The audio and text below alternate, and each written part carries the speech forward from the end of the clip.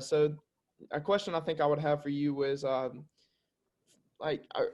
guessing there was no females in the Marine Corps at the time. You know, there was no females like working out or not working out with you, but training with you. Would you say that females would get like an upper hand in the training, or do you think it was just even out? Well, Paris Island, the Marine Corps, we're still the only, and they're getting ready to change this. And like I say, this is it. It hurts me as a Marine that they've politically, everything is so PC now. Mhm. They will change what they've done, what the training they've done that has always worked.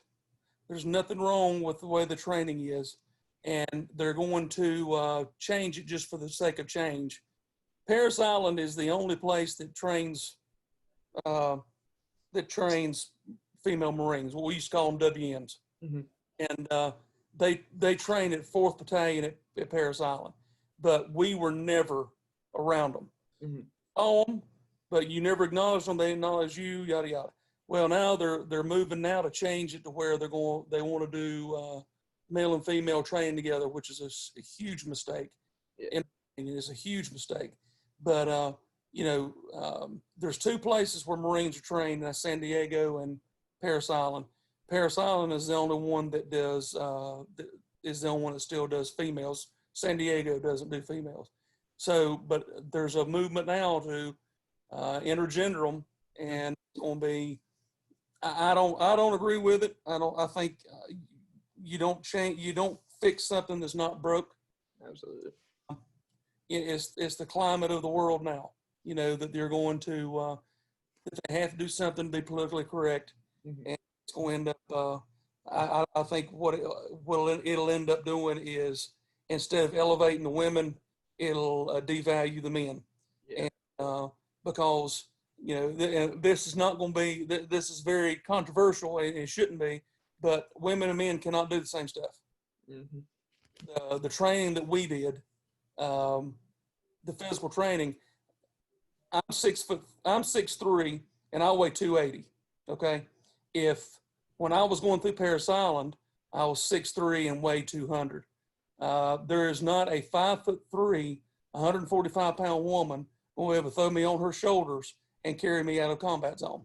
Absolutely. That I don't care how politically correct you are. Yeah, it's just not physically going to happen. And but that's the world we live in now. And so we've got political. Everything has turned political, and the worst thing that can happen politically is to botch up the military. Mm-hmm. And you can see the Army and the Navy have gone through a litany of controversies where you shove women and men together in training. Well, there's going to be nature's going to take its course, and men and women are going to be attracted to each other, and so you're going to end up having things like that happen. In the Marine Corps, they kept everything. They would shoo us. We would go to church on Sundays, and you went to church for two reasons. You wanted to go to church, but two is to get away from the drill instructors for an hour. Mm-hmm. And they would bring the females in, and they would sit in the middle of the chapel, and all the rest, and the males would all sit on the outside parts in the pews, and you could not look at female. If they caught you talking to one, whew, holy cow! I know. In the class we touched on rape. Because that. Oh yeah, obviously a big problem now, especially since they're trying to work them all in together.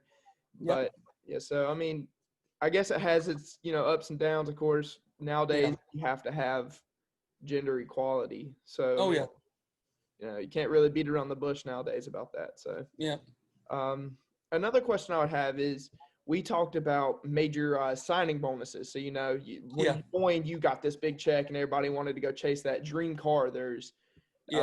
So we talked about that. Was there any you got that check and then just went on a spending spree? Was there any type of idea of that, or? We didn't do a signing bonus. I didn't have one. When I did mine, I signed up, like I say, I joined in August, August of '94. And I did mine on what was called the delayed entry program, and me and my buddy joined together, went to Paris Island together.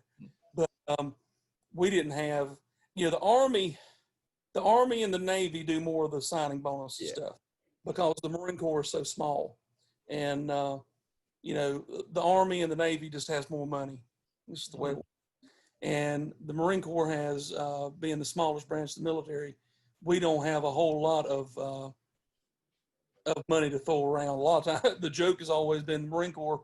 We basically get what's left over from the Army and the Navy. We fix it and then we use it until it actually breaks down.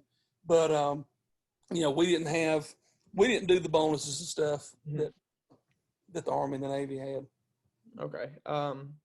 Would you say you got like, I wouldn't say special benefits, but benefits from joining? Like, would you say that I don't know honestly how to put it into a sentence, but would you say you got like benefits? So like after you got out, would you say that it benefited like financially, finding jobs? You touched on that, how you bring it into the classroom and stuff, but would you say that helped you a lot, like having that on your resume, having that you were a Marine?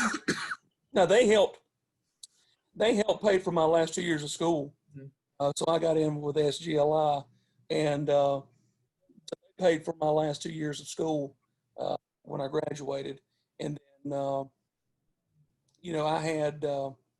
went in as an enlisted, and and I almost went to officer school, and decided that I didn't want to do that. And then, but it has helped.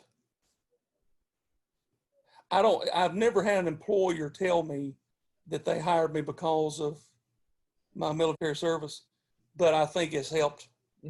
I think it's helped a lot of when people see it, that it helps, that they know that I'm a veteran.